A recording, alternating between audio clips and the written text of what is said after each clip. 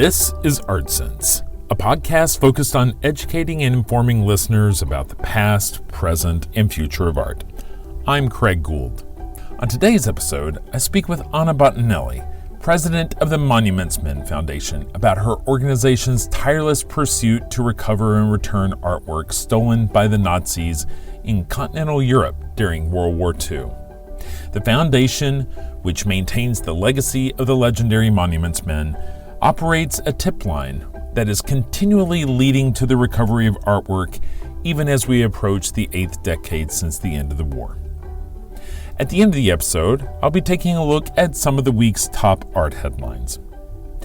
But first up, the continued undoing of Hitler's deeds with Anna Bottinelli.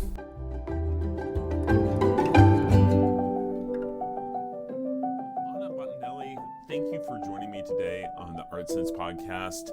For those listeners who don't have any knowledge of your organization, can you kind of explain the Monuments Men Foundation and who the Monuments Men were and how your work kind of continues or is an extension of the work they did? Sure. Well, thanks, first of all, for inviting me to be a part of your podcast. And it's always a wonderful occasion to share a little bit more about the Monuments Men and Women and what they did during World War II. So the Monuments Men and Women were a group of about 350 people, mainly from the United States and the UK, but actually representing 14 countries that during World War II joined the Western Allies army to protect the cultural heritage of Europe from destruction that a world war would inevitably bring. Now, the mission, as it started, it wasn't aimed at finding, saving, and returning the hundreds of thousands, millions of works of art that the Nazis were actually stealing. The Allies didn't know that there was a theft going on. All they knew was that there was a war happening on the European continent, and that cultural sites of thousands years old were in danger of being forever destroyed. And so these men and women, all in their established careers, these are not 18-year-olds that are being drafted. These are accomplished men and women, curators, librarians, artists, architects, many with families, with children, with careers at some of the places that we all dream of, the Met, the Isabella Stewart Gardner, the cloisters, and they left everything behind because they couldn't just sit back and watch everything they loved, everything they studied being destroyed. And so they joined the army, they went on the continent in Europe, and they started assessing damage and working hand in hand with the army, advising on what to not to hit, how to avoid as much damage as possible. And it was they received a lot of pushback at the beginning. Of course, the army officers, we're not going to listen to a bunch of architects coming here and telling us how to fight a war. And what really made the difference was a directive that General Eisenhower issued in at the end of 1943, and then again in 1944, that instructed the soldiers to preserve monuments as far as war allowed. What Eisenhower said is that oftentimes historical buildings were being destroyed out of convenience and not out of necessity. So he was putting the responsibility on the soldiers to see if something had to be destroyed because there was no other way, then that was one thing. But they shouldn't just go and tear down churches if that wasn't necessary. And this was transformative, of course. And then once the Monuments Men were on the continent, that's when they realized that there was actually a premeditated theft that had been going on since the early days of the war, since really 1939, since Germany first invaded Poland. And that a lot of energy and a lot of time was going into plundering these countries, stealing private collections, museum collections, for this desire that Nazi leader Adolf Hitler had of building his own museum of the Reich, that would have all of the art that he considered was the highest manifestation of Western creativity. So this is what the monuments men do, aside um, from guiding the army on how to prevent more damage than it's necessary. They start tracking down information that allows them to get a sense of the scope of this theft, the magnitude, and try to find where this art is being taken. And it's we talk of a treasure hunt, but it truly was a treasure hunt where they were looking for tips and leads, and eventually they find the art hidden in hundreds of salt mines, copper mines, castles throughout Germany, throughout Austria, northern Italy. And then when the war ends and the army goes back home, the monuments men, that's when their work truly begins. And for the next 6 years, from 1945 to 1951, they will remain in Europe to inventory, catalog all of these millions of works of art and return them to the rightful owners. 5 million objects in all. It's a staggering number. I don't think we can even comprehend what it means to do something like this without the technology and the means that we have today. And despite returning that many objects, there are still hundreds of thousands of works of art missing. And so one of the missions of the Monuments Men Foundation is that of continuing this search, looking for what's still missing and returning to the rightful owners, whether that's an individual, a private collector, a museum. We don't care. The Monuments Men didn't care, and we don't care. We just reunite missing property with its rightful owner. It seems like part of the problem is, some of the work may have been destroyed by the Nazis for a couple of different reasons, right? I mean, Hitler had a distaste for what he called degenerate art, which would be contemporary work, probably after 1915 or so. Yes. And also, I believe he was kind of directing that if the Allies were closing in, he wanted them to destroy the art so that it wouldn't be recovered. How do we know the likelihood of which pieces might still be out there and which we can't really anticipate ever finding again? Yes, that is certainly that's an important. It's an important element to keep in mind, so that we don't spend energies looking for something that was actually destroyed, and we devote the efforts to recovering what we know, or we have reasons to believe that it survived.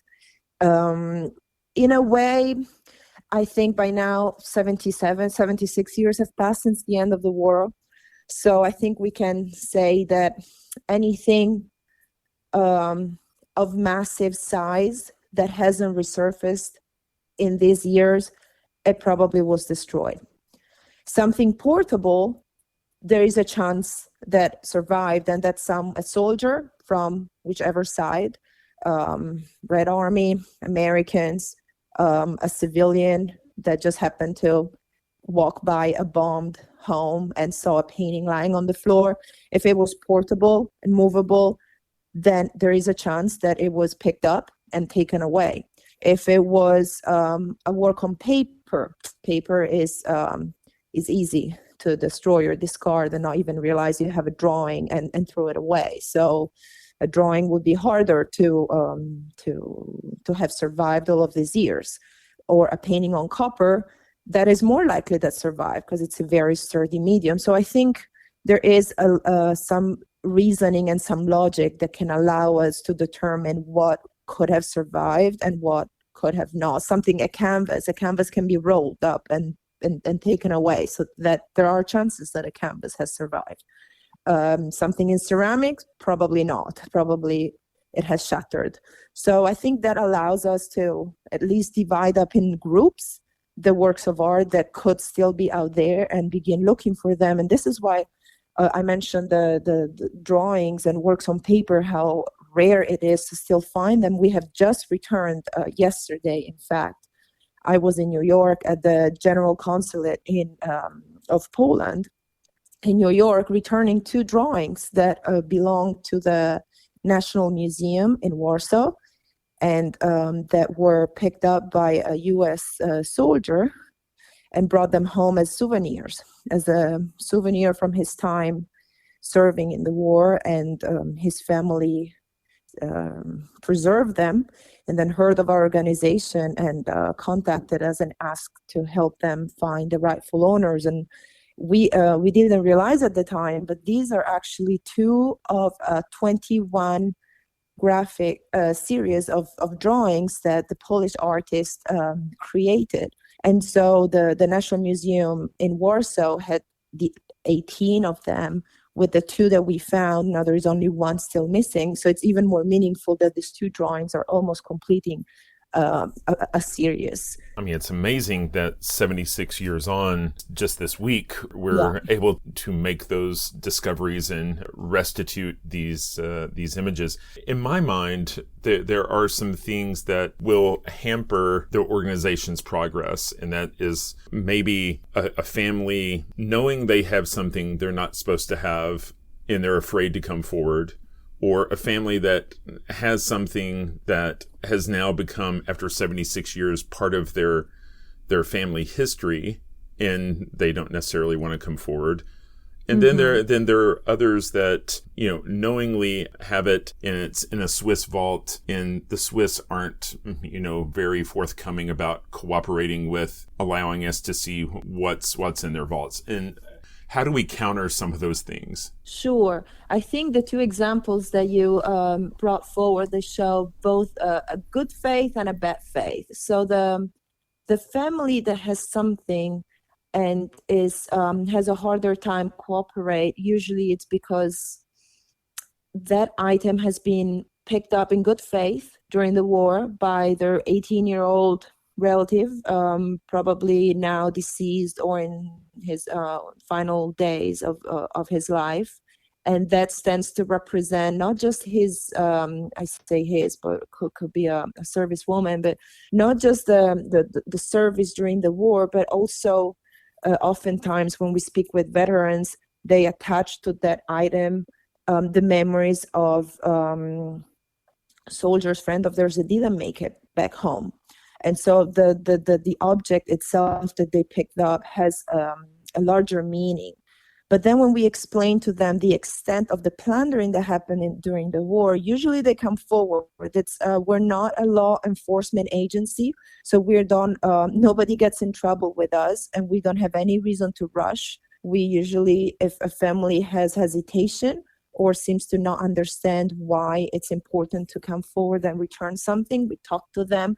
We recommend them reading some of the books that are found that Robert Edsel wrote, that gives a really complete insight into what happened during those war years on the art front. And usually they turn around and they come forward. We returned 3 paintings to a museum in Eastern Germany about 5 years ago, and it happened exactly this. The guy that had it at first, he didn't want to give them to us. He said no, because they were going to be returned to a German museum. He said, no, I'm not returning anything to Germany. I mean, after all they did, there is no way I will give you these paintings and give them to a museum in Germany. And then we spent some time explaining to him that actually German museums suffered the most during World War II, because Hitler took those collections, destroyed the collections that he didn't, like you mentioned earlier, that he considered degenerate or didn't fall into his idea of beauty and aesthetic. And then at the end of the war, the Red Army came through and they plundered. So German museums suffered a lot.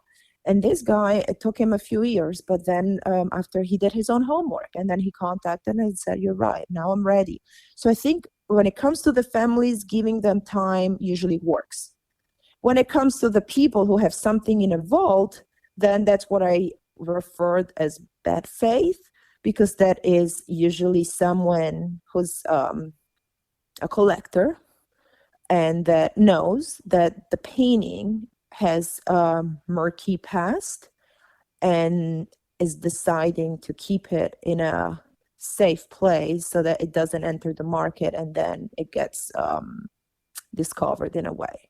So that I have more issues with that behavior as opposed to that of a family that has a lot of personal attachment to the item that needs to work through. Oftentimes the collector with something in the